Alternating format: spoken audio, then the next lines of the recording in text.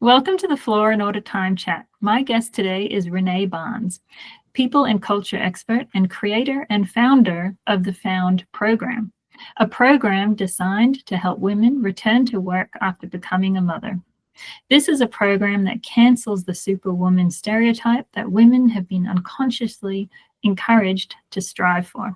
I'm so excited about this topic and this chat. So welcome, Renee. Christy, thanks so much for having me here. Well, let's kick it off by first of all saying that you were my introduction to the word and world of matrescence, which even now I had trouble saying. So with that in mind, that like it was a new word to me, and so I assume to other people as well. So tell us a bit about what it means, how you actually say the word, and all that jazz. Thank you, Christy. Look, matrescence is a word I didn't know about until the birth of my second son. So I have two boys. One is 6, almost 7. The other is 4, almost 5. And it wasn't until I had Max, my second, that a friend gifted me the word. So we pronounce it matrescence. And it's actually been around since the 1970s. A medical anthropologist out of Columbia University in the States coined the word. Her name was Dana Raphael, and it's been just sitting there quietly dormant, nobody using the word or applying it until the 2000s, where a psychiatrist, Dr. Alexandra Sachs, and a psychologist, Dr. Oriel Athens, suddenly amplified this word into the mainstream. And what it means, matrescence, is the best way to describe it is the becoming of a mum. So it's the transition from a woman into a mother. It encapsulates all of the changes, your physical, your emotional, your relationship, your social, all of those huge identity pillars, which sort of one gets, what you are gets thrown out and you move into this new life. And that's really what it describes. And I think to make it relatable for anybody listening here today, it's akin to adolescence. So in adolescence, we've all been through it. Your hormones change, your body changes, your sense of self changes, everything changes, and you step into this new phase of life. Well, it's a play on that word, adolescence, but for mothers. And in the focus groups that I ran with over 100 women, I found that 1 in 7 had heard of this word, which is an alarming number when you think about how validating it is if we can start using this in our understanding of what it is when you become a mum. 1 in 7. So I'm not surprised that I introduced that to you or that you hadn't heard of it. Most people haven't. Yeah, and it's just incredible. Like I don't have children myself, but friends around me who have, they've given birth and then they're out of the hospital and then suddenly they're just thrown into this new way of being and just have to figure it out. So it's the work that you do through the Found program is so important because it's post that segment, isn't it? So it's when you're ready to return back to work, and then that's another twist on your identity and who you are. Did you want to tell us a bit more about the Found program and how it got started and all that? Absolutely. Thank you. I'm going to be really honest with you. This program was developed because I was completely lost. And I looked out there and I was trying to work out how was I failing in this role, which was, I thought, meant to be innate and fulfilling and purposeful, and why wasn't I experiencing motherhood in the way that it had been almost described to me right from the very beginning and what I observed of other women. And so I kept laying blame on myself and fault on myself. I wasn't good enough. I wasn't ready to be this. This wasn't my path and I've made a mistake. All of those sort of scary narratives were coming into my mind. And my story up until that point had been, a pretty typical in a corporate career, progressing through, doing my people and culture thing, feeling very in control, understanding of what I wanted my future to be. And most importantly, I really knew who I was as a person. I didn't expect to crack, to break, or to be left so depleted. And I didn't expect to need to refine myself. So the Found program was probably born out of my need for some support that I couldn't find, and I got frustrated. And so I started researching and what the program, its suitability, look, it is sort of aimed at women in 0 to 12 months postpartum. That's where it was originally designed. But I am finding now that women anywhere between 8 years, 10 years postpartum may not have had the right support structures or resources to explore their transformation, and may still need some of the work that's in this program to help guide them through and really find confidence and clarity. And equally, I would love to be getting women into the program who are pregnant or are thinking about a family, so that they can understand what this transition can feel like, and the really scary moments when you feel completely depleted, overwhelmed, burned out, lost, just to know that that's actually really normal. It's very common, and it's a program that guides you through those phases. And I think the only other thing I'd say in at this stage is, you know, we really deep dive in stage 1 into your physical changes, your emotional changes, your relationship changes, some of the foundations of what makes you who you are. But I don't do that myself and alone. I've partnered with all of the clinical experts who can actually give, with credit, the right advice and guide people in the right direction.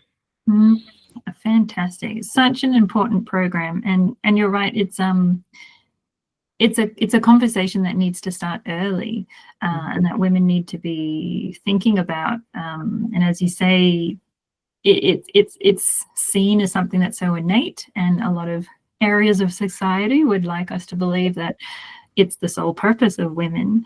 And so having that discussion prior to explore, well, is this for me, and how am I going to change? Because that could be so disruptive to someone, and as you experienced as well. So that's and I think being given space and time to work out, I'll share a quick story because it might be helpful to those listening. I feel like in my 20s, I had an idea of myself. You know, I loved my sport. I was in a good relationship. I was a big traveler. There was a lot of me in everything that I've just described there. And the key thing about becoming a parent is obviously suddenly you're interested in we as a family, we as a society. Is this a safe place to bring up my children? Are they going to get the most out of life? There's this real lens shift that takes place for a lot of parents. And what I've noticed is I had a set and forget group of values that underpinned who I was around curiosity and adventure and integrity and creativity, and these things that really felt wholesome and real to me. And I probably have never put a lot of value on knowing my values. I've never needed to. And then when I became a mum, and I did feel quite broken in different elements of my life, I've shared very publicly that I had terrible pelvic floor incontinence to the point where after 5 years, I had to have surgery to help me run again. So that was a real part of my identity that fell through the cracks. I was no longer traveling. Hobbies that took larger amounts of time, like sewing, for example, I couldn't do anymore because I only had these 15-minute pockets that were available to me, and I would fill them with productive, routine-related work around the house. And so all of these things that make you are sort of taken away almost overnight, and there's absolutely no space to be able to hold people through that transition, reset their values, what's important to them now in this world of being a family member and having little ones to care for. But at the end of the day, when you're time poor, and we know that parents often have a scarcity of time, it is about coming back to your values and knowing what matters at a really core level, because we don't have this extra time that can flex and we can use as we please. And then starting to establish boundaries around those values to make sure that your core needs are being met first, then the things that you need to do and that give you joy are prioritized second, and then everything else is third. And if you get to it, you get to it, but if you don't, you don't. And so I'm probably getting a little bit overly complex, but a lot of the program looks at the stories that you've consumed over time, what it is to be a good mother, what your culture expects of you, what you know of yourself, and therefore when are you failing or when are you succeeding. There's all of these stories and narratives that feed into how we use our time and how we think we should use our time as a parent. And a lot of those things need to change. We need to readjust them because we've got these little people who are demanding our attention and our time, and that's our responsibility now. So how do you balance both of those realities in a way that fulfills you, your family, your children, and society? It's a big conversation. It is. And something I want to pick out there is spending your time productively, because that's something I see so much, is just addiction, if you like, addiction to every minute being linked to something productive. So, at home, it makes sense at work. Like, it's not going to happen all the time, but it makes sense that what you're working on should relate to the strategic goals that you're working towards. But in our personal lives, there's got to be that, and I've had trouble with this, like relaxing, like doing nothing for the sake of nothing, or like a hobby that has no outcome. So like this addiction to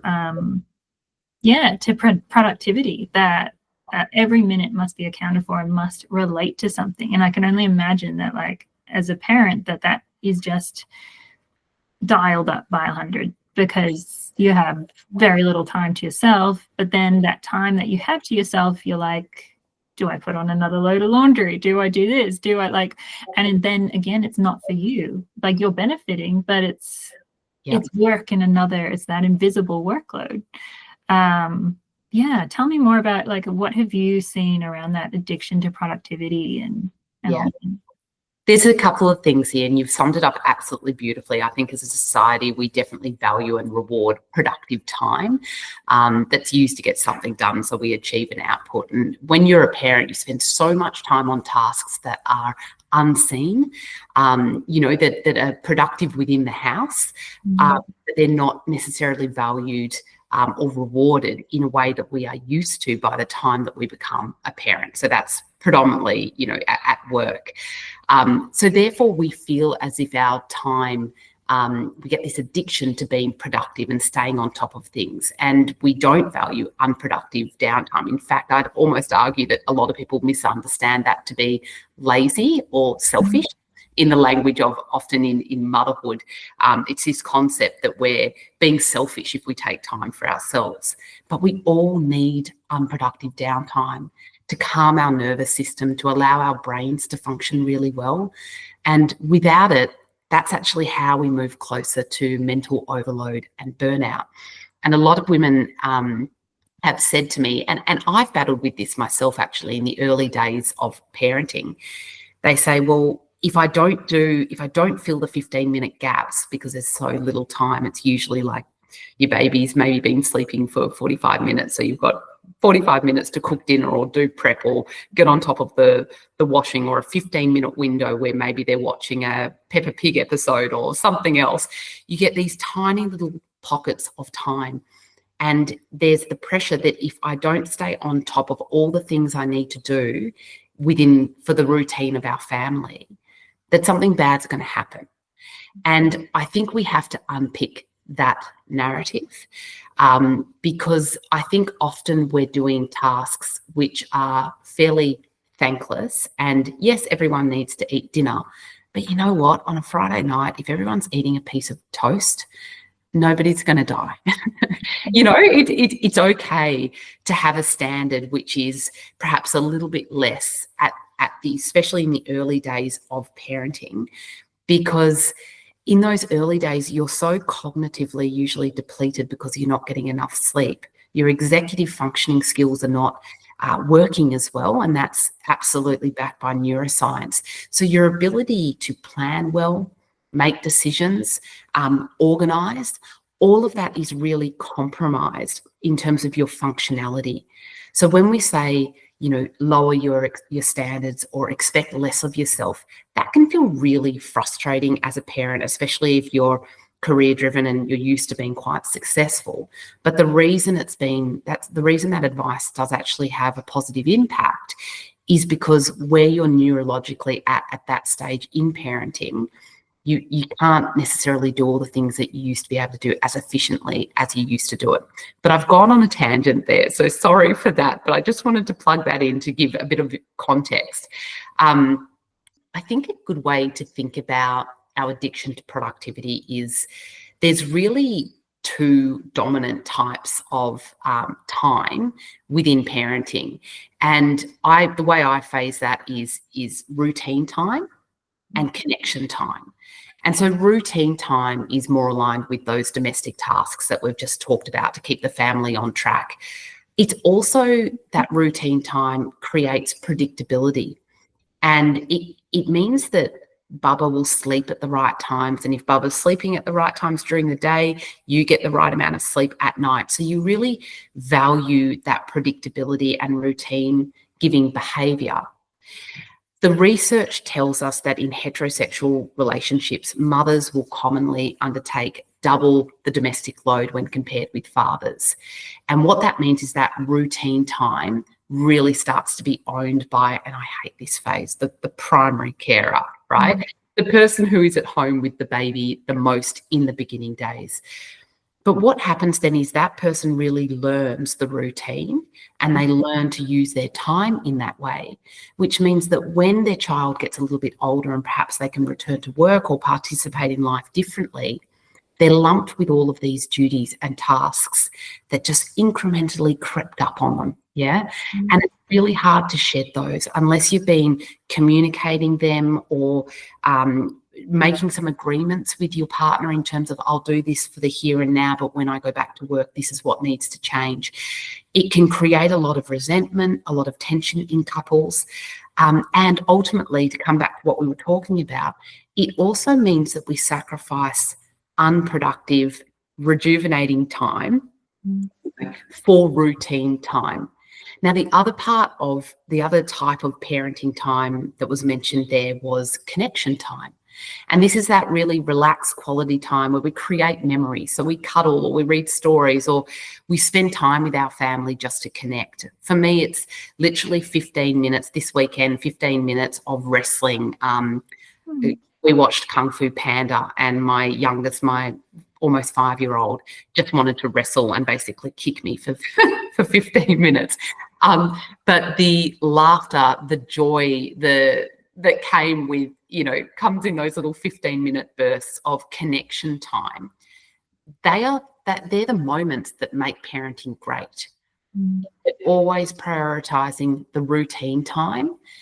Where's the joy? It feels the rewards are not there. And a lot of the coaching work I do, I just see one parent doing more of the routine time than the other, and therefore quality time is really compromised. And as I said, that leads to the frustration where there's not enough reward in this new life, and that can cause all sorts of downstream impacts on physical and emotional health. Oh, so many good points. You're making me relive a lot of conversations I've had with clients that we get to the point of we've organized what they can and they've looked at their time and they've done audits and things like that. And it's about making weekly check-ins with their partner and having some possibly difficult conversations. In one particular client I'm thinking of, had to go and have a very difficult conversation with their partner and try and break down those roles that had started becoming that had developed. And in the end, it wasn't, oh, you don't need me, I think you need a couples counselor, because it can really get to that point where we're discussing things that it's a lot deeper than what are we organizing, what are we getting done. So it's a lot deeper than that, as you say, like in that primary carer, and another term I've heard of is the she-fault. Yes. Yeah. And I guess if we go a little bit deeper on it, it's time-related decisions, especially in that wrestle with your partner, they're linked to a perception of what is important at the end of the day. That's what we're talking about. And what you're describing, and I know the work that you do, which is so important, it's about being conscious about time, being realistic about what time is available, so that you can actually change things, because we can't do it all. I know in my program, I've got this exercise where I do talk about your big identity buckets pre-children and then your big identity buckets post children. And we look at that difference. And I know this sounds a little bit clinical, but I get people to break it down into a pie chart of time. Where are you spending your time? And then we have a look at how fulfilling that is and how meaningful that is and how different that pie chart, that visual, is compared to the life that you thought you were going to have as a parent. Because parenting is all about prioritization and treating time as what I always call it, a valuable commodity. In my life, I value it more than anything else, I can tell you that. And as a couple, it also means factoring in personal time, just tiny, small pockets for you to be you. And the research in this space says that if we allow ourselves to have 15 minutes per day for us to be us, then you can be healthy and well. You know, it's a very small ask of a partner. And it doesn't mean 15 minutes locked in a cupboard. I literally, sometimes I play hide and seek because I'm really good at hiding. And so I can get like 15 minutes where I'll be hiding and the boys will be running around trying to find me. That's not the time that I'm talking about, right? That's not actually you doing you. I'm talking about the things that give you joy. Yeah. Yeah, that is not like 15 minutes a day. That is definitely, it's doable. It's yeah, that is not a lot. But that's a really good I was going to say bar, but it's a good level for someone to keep in mind. Just like 15 minutes a day, it's doable. It's yeah. It is, but I want to tackle something head on, right? Because it's definitely doable. But, and here's an example. So my hobbies before kids, as I said earlier, running was a big one. And, you know, it was sort of 30 minutes, 45 minutes at a time. Sewing, you can't sew anything in 15 minutes, right? So, you know, drawing, for example, to get into a flow state, if that's what you're into, you're probably taking 20 minutes of like working out what you want to do before. So it's really hard because we have to recognize that our pockets of time have become reduced. Here's part of that shift. There are things that you can do in 15 minutes that will give you joy, but you may have to change some things about your life. So what I started to focus on was I built a garden, a really beautiful garden that gives me absolute pure joy because I can walk out and spend 5 minutes deheading some flowers or fertilizing or picking out some veggies for dinner, and that fills my cup, but it's all within 15 minutes. And so there is always a sacrifice within parenting and there's an acceptance. I guess what I just really want everyone to understand is when you have a newborn, time is slow, sometimes boring. We're not often allowed to say that, but when you're at home and you're in this routine and, you know, baby's not talking back to you or smiling yet, it can be really boring. And that phase of life can feel slow. The nights can feel hard. You know, time took on a scary notion for me into the nighttime because I had a lot of sleep anxiety. I was not getting a lot at night. And so my anxiety really built around what's tonight going to look like. So time really slows down. And then all of a sudden, as your child gets older, in the phase of life that I'm at now, where I've got a young school-age child and a kinder-age child, I can tell you my life is just zooming past. Every single day, every week, every month, every year just feels like it is so fast. And this is where it gets really important that we need to prioritize carefully our time. And we need to just remember that time isn't stagnant. It will evolve. And as your children grow up, you will get pockets of time back again. Last year, I was gifted the most incredible gift, which was 3 weeks of time to go and walk part of the Camino in Spain, which I know is an absolute privilege, and it was carefully planned for. And I had all the guilt. I want to be really honest here, all the guilt in the world about it. It was a 40th gift from my family. But you know, I went over there, and what I realized is I'm not completely lost. That person, that 20-something-year-old, that early 30-year-old woman that I liked and I didn't ask to change, that was changed through parenting, she still exists. There's just not as much time for her in the way I used to understand her. And I found a lot of peace with that. And so I just want to reassure anyone listening that you will get time back again. and you will find these big blocks of who you are and who you always have been that you haven't had time for, and suddenly you will have time for them again. And then other big blocks will have changed, and you'll find a way to find peace with that and comfort with that and an understanding for that. So it's just important that we remember time isn't stagnant. It constantly evolves. And, you know, the learning and the regrowth, if you invest in your personal development and support to transition into motherhood, that investment will really pay off, because you won't be in those hard phases where you're perhaps not prioritizing your time in alignment with who you are. For us, you'll come through it quicker.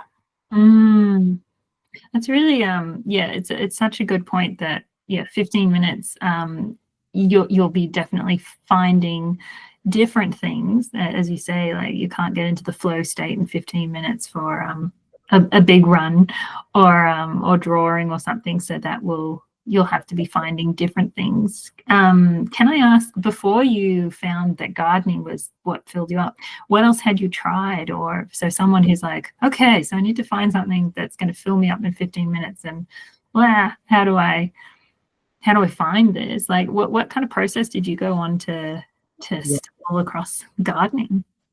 Honestly, Christy, I cried a lot. I got frustrated a lot. I wanted to scream at people who would say to me, just slow down and have another cup of tea. It used to drive me crazy. I'm like, I don't want to drink tea. I like tea. I don't want to drink 6 teas a day. And it links back to that whole notion of being productive, right? Sitting down, having a cup of tea just wasn't my way. So what did I try? I look, honestly, I think I tried sewing. What I used to do is batch sew. So I would at night time, I would cut out a pattern, get my pins out ready and be like, right, tomorrow I've got 20 minutes when Bubba's down, or maybe 45 if they sleep the full cycle. And all I'm going to expect myself is to pin this dress. That's it. And so I think it took me a long time to realize maybe I just need to drop those hobbies for now. Instead, I tried to chunk down the hobbies. It took me a year to make one dress, just for context. You know, that would normally take me maybe 2 or 3 hours.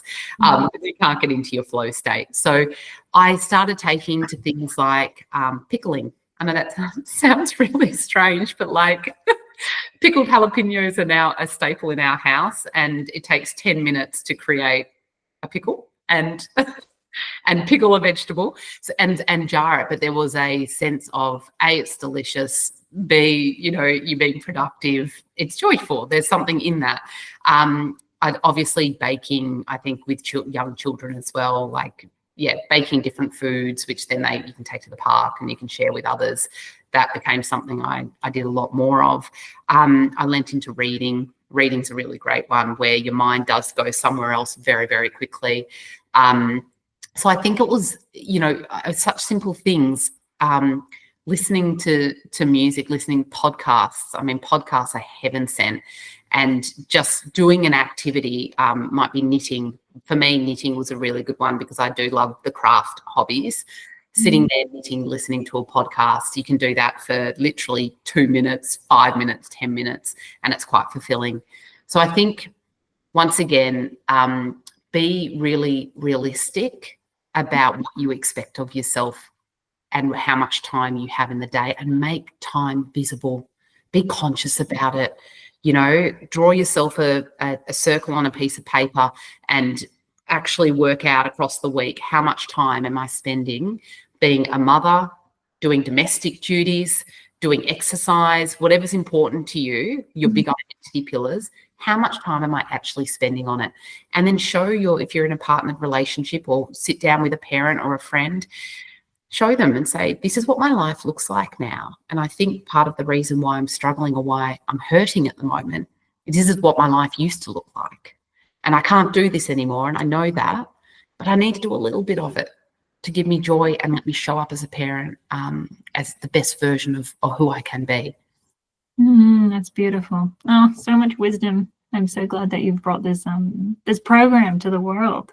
And I just want to touch on it's so true about the changing of, the pockets of time will increase.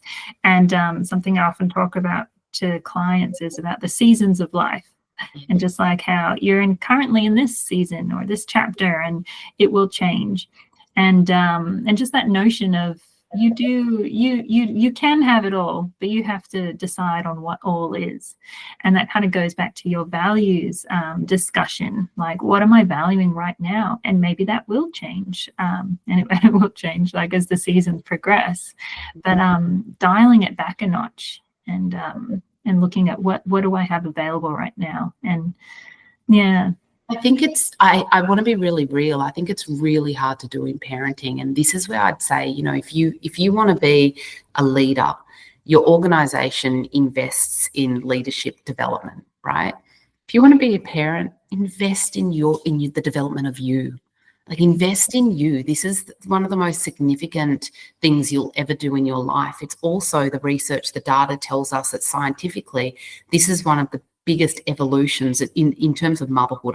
There isn't enough science behind becoming a father or being a partner. But in terms of motherhood, neurologically, biologically, emotionally, this is the most significant transition that you're going to make. There are 3 of them: adolescence, matrescence, menopause. Yeah. So we need to be investing. We know as parents, or even if you reflect on your own time as an adolescent, there was a whole lot of stuff that you went through and you had to go through it. You didn't have a choice. It wasn't like you could skip it, right? A lot of it's hormone related. But your parents had to hold space for you, nurture you, guide you. Your school has to do that. Your teachers, your peers have to do that. There's a whole lot of support networks that enable you to make this transition and accept that it's going to be really, really potentially difficult and confusing for you. There's a whole lot of grace that's given to that experience. Well, women go through matrescence, and this isn't a known term. People know that she's going to go through this, that she's going to change. And, I think that we need to give ourselves more self-compassion, more grace, more education and understanding of what is involved in this transition, so that when you have those days where, some of the days can be really frightening in terms of the types of thoughts that women suddenly have and perhaps have never had before. When those moments happen, it's so helpful to go, this is really hard. I know it's normal. I know I'm not alone, abnormal, or weird, or this isn't unique to me. I know that this is actually part of the experience, and I know that there's a rebuild, and I've got a path forward to know how to do it. So I just would really encourage people, invest in this experience, because she is wonderful, this woman that you are becoming. She is absolutely wildly wonderful, and you need to meet her. You need to embody her. I'm getting a little bit spiritual, aren't I? But I get excited because, there is so much to gain once you're through the transition and the learning of who you are. And I know when I stepped into it, I had my first when I was 33. It took me through to 40. I would say it was a 7-year journey, a 7-year evolution. And when I stepped into 40, I was like, I feel really powerful in who I am, what I want from my life, and no compromises. I'm not going to do things to please other people.